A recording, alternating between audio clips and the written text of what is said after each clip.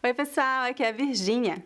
Hoje eu tenho uma convidada muito especial, a professora Vênus Santos, que faz parte do time maravilhoso de professoras que trabalham na Speaking Brazilian School. A professora Vênus e eu vamos falar sobre as diferenças entre a linguagem formal e a linguagem informal falada no Brasil.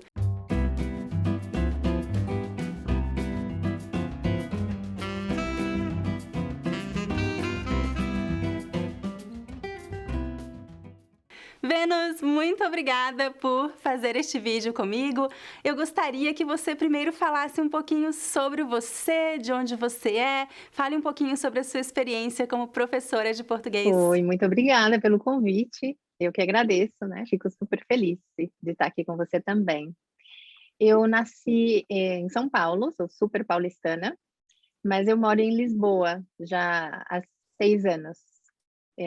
Mas claro, o português que eu falo continua sendo o brasileiro, né, essas adaptações muita gente acha que quando nós nos mudamos de país, nós imediatamente pegamos o sotaque, mas, eu diria que é impossível um brasileiro falar como um português, então eu continuo com o meu brasileirês aqui na ponta da língua.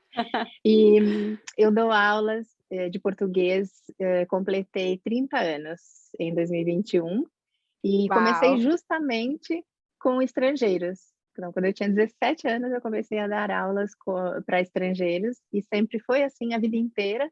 Também dei aulas em escolas regulares para brasileiros e e é isso, eu amo a língua portuguesa e nunca deixei de dar aulas, mesmo fazendo outras coisas, tive outras profissões, mas sempre mantive o ensino da língua portuguesa. Que bom, que lindo! Uau, 30 anos, é muito tempo!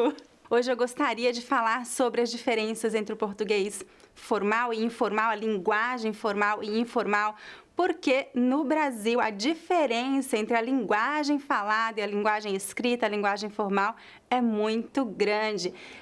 Todas as línguas que eu conheço têm uma diferença entre a linguagem formal e informal, mas eu acredito que no Brasil essa diferença seja mais marcante, né? O jeito, a forma que as pessoas falam informalmente com seus amigos, em família, é muito diferente da linguagem formal, da norma culta, que nós aprendemos nas escolas, que nós lemos em livros. Vênus, fala um pouquinho para a gente sobre quais são as principais diferenças entre uma linguagem formal e uma linguagem informal. Vou falar, só antes queria acrescentar que eu acho que isso tem muito a ver com a criatividade do brasileiro, né. O brasileiro não se conforma muito com nenhum tipo de norma, então, quando ele não gosta de alguma coisa, ele vai lá e adapta, e usando a sua criatividade, inventa coisas diferentes. E, por um lado, Verdade. eu acho isso ótimo e incrível, porque nós temos realmente muitas ferramentas para nos adaptarmos a situações diferentes, né. E, então, assim, as principais diferenças eu acho que tem realmente a ver com o contexto, eu diria. Se você fala, com os seus amigos, com seus familiares, tem uma liberdade maior para usar tanto as gírias, né, que para os estrangeiros também acontece na língua de cada um deles, aquela linguagem ou aquelas expressões que são, nada cultas às vezes, mas que nós usamos bastante, né, que facilitam a comunicação inclusive, e uma preocupação muito menor com a norma culta, com seguir as regras. E uma situação formal seria, por exemplo, uma entrevista de emprego, né, numa Uhum. entrevista de emprego, você quer impressionar positivamente aquela pessoa que pode vir a contratar você, e não fica nada bem responder perguntas ou falar de si mesmo com uma linguagem totalmente informal. Tem que ser mais formal, tem que obedecer mais às regras, a tal da norma culta, como nós designamos, né, Sim. esse conjunto de regras. Ótimo. Eu gosto muito do que o professor Pasquale Cipro Neto diz. Ele diz que a língua, nós devemos usar a língua como nós usamos roupas. Você sempre precisa se vestir com uma roupa adequada para cada situação, certo? Você vai usar biquíni na praia e vai usar um terno em uma festa social. E a língua nós devemos usar da mesma forma. Você deve usar uma linguagem informal em situações e uma linguagem formal em outras situações. Você deve sempre pensar nisso e usar a linguagem adequada para cada situação, assim como você usaria uma roupa adequada para cada situação. É verdade, essa analogia é incrível. Acho que eu já tinha comentado com você também que existe um material do Museu da Língua Portuguesa, que tem uma espécie de slogan que diz que nós temos que ser poliglotas na nossa própria língua. E é essa mesma linha, né? Você conhecer as diversas formas de se comunicar na sua língua e utilizar cada uma delas nas situações que se apresentam, né? Adoro essa frase. Devemos ser poliglotas na nossa própria língua. Muito bom. Excelente. Então, agora eu gostaria de fazer um exercício com você. Eu gostaria para a gente comparar a linguagem formal e informal, para os alunos conseguirem visualizar melhor claramente a diferença, eu fiz uma listinha de erros, eu estou colocando entre aspas porque são erros de acordo com a norma culta, mas são coisas usadas no dia a dia, uma linguagem totalmente aceita em contextos informais. Então, eu fiz uma listinha e eu gostaria de fazer um jogo. Eu vou dizer uma frase usando uma linguagem informal, coloquial, como muitos brasileiros usam, e eu gostaria que você dissesse a mesma frase usando a norma culta, usando uma linguagem mais formal. Vamos lá? Então, eu vou abrir a minha lista. E é super importante, né, os alunos saberem, quando assistirem a este vídeo, que não é que a norma culta, então, a partir de agora, só pode usar esta. Ao contrário, como nós dissemos antes, e saber quais são as possibilidades e usar cada uma delas quando for necessário, né? Exatamente, exatamente. Então, primeira frase. Acabei de chegar em casa. Acabei de chegar em casa. O corretíssimo gramaticalmente seria acabei de chegar a casa, com a preposição a. Isso porque o verbo chegar deve ser utilizado com a preposição a depois, e não com a preposição em. Na casa é em mais a, casa, na casa. Exatamente, exatamente. Cheguei à casa. Mas é engraçado que eu raramente vejo pessoas usando a preposição a neste contexto, neste tipo de frase.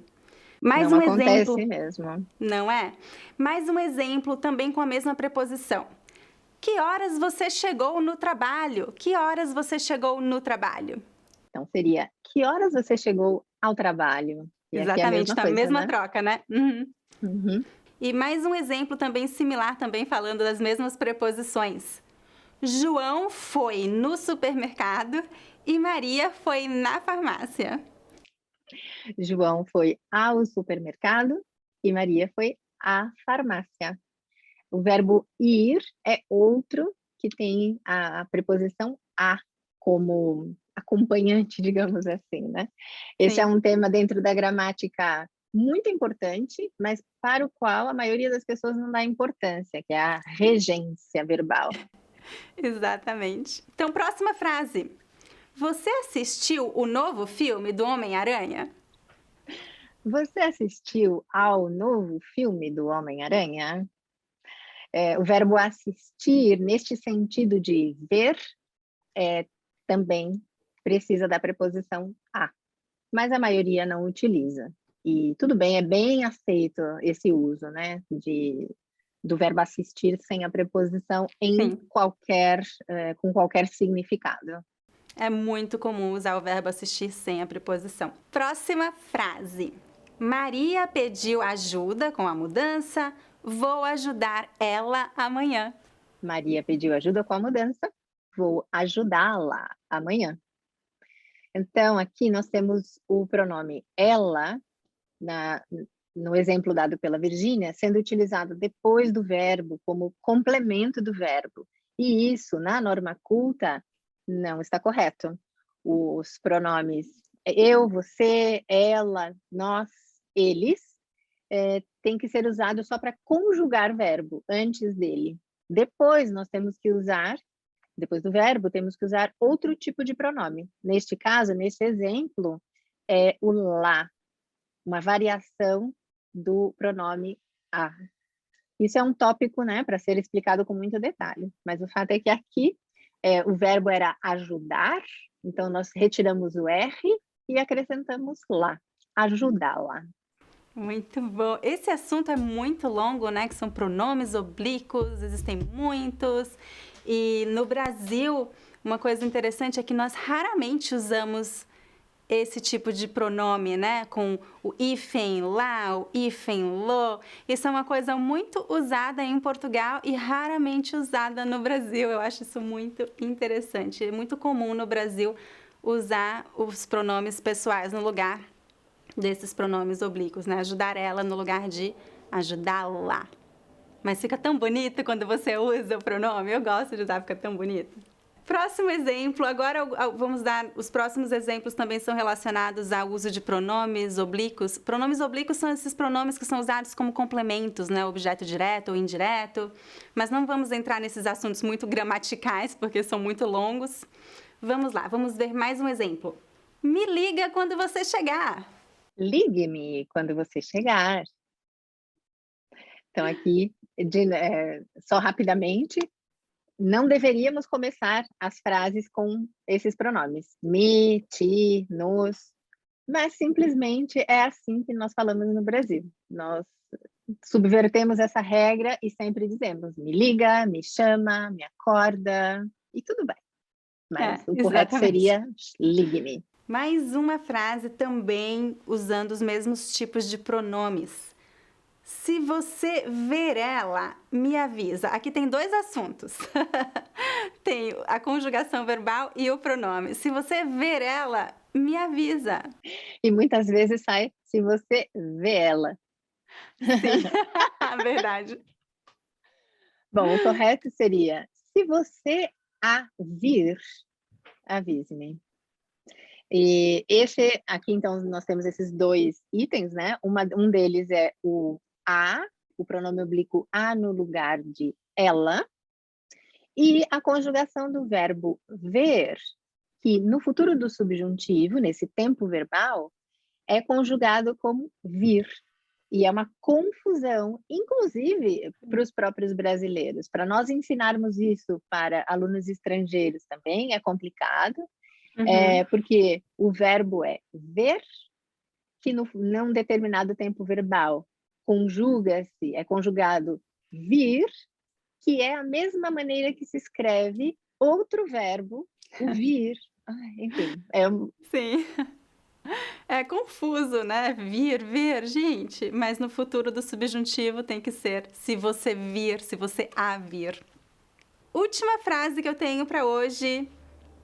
Aqui nós entramos no assunto do subjuntivo. Gente, olha só.